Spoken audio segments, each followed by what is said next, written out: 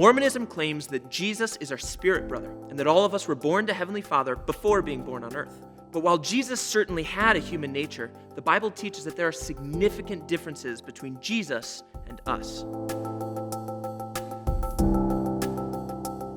For one, Jesus receives worship.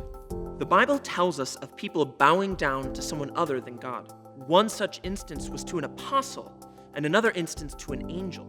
But instead of receiving the worship, both of them said, "You must not do that. Worship God alone."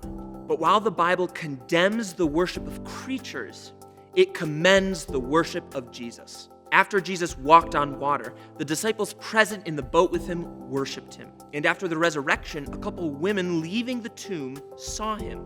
Matthew records that they took hold of his feet and worshiped him. And again, doubting Thomas, after sticking his fingers in Jesus' crucifixion wounds, cries out, "My Lord and my God."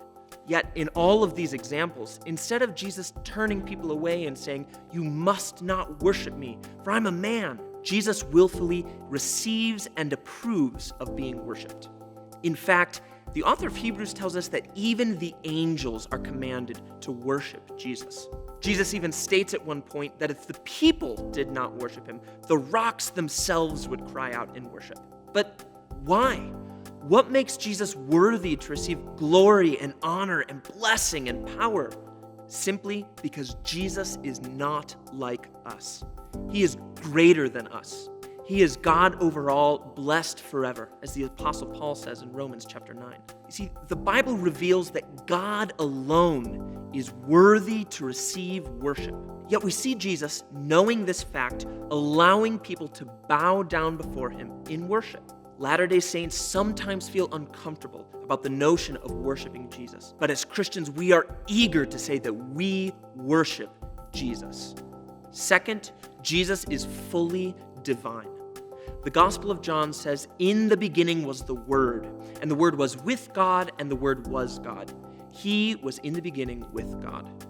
This Word is Jesus, who became flesh and dwelt among us. Jesus existed before you or I were created. He was with God, and he was God. In fact, he made everything that exists, and without him, nothing would be here. That cannot be said of any mere human. The author of Hebrews says that he is the radiance of the glory of God and the exact imprint of his nature. The Apostle Paul even tells us that in him the fullness of God was pleased to dwell. It would be pure blasphemy to say that the whole fullness of deity dwells in you or me. In fact, the Pharisees of Jesus' day recognized this exact truth.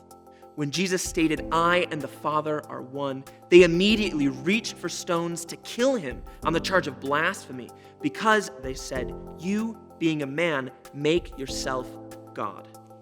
At one point in Jesus' ministry, he took his closest disciples with him to the top of a high mountain to reveal his true nature to them. In fact, the Bible records that Jesus transfigured before them, and his face shone like the sun, and his clothes became white as light. Jesus was showing his disciples that he is completely unique. He has what no mere man can have, a glory that is due to God alone. All of these things should be an indication that Jesus is not merely our brother. In fact, Jesus even says at one point, "You are from below, I am from above. You are of this world, I am not of this world." The Mormon teaching on Jesus falls short of who he really is. The Bible teaches that Jesus is the eternal, unchanging creator. Hebrews even says that Jesus Christ is the same yesterday, today, and forever. These things that the Bible teaches are simply not true about you and me, but they are true of the one worthy of glory, honor, and praise, Jesus.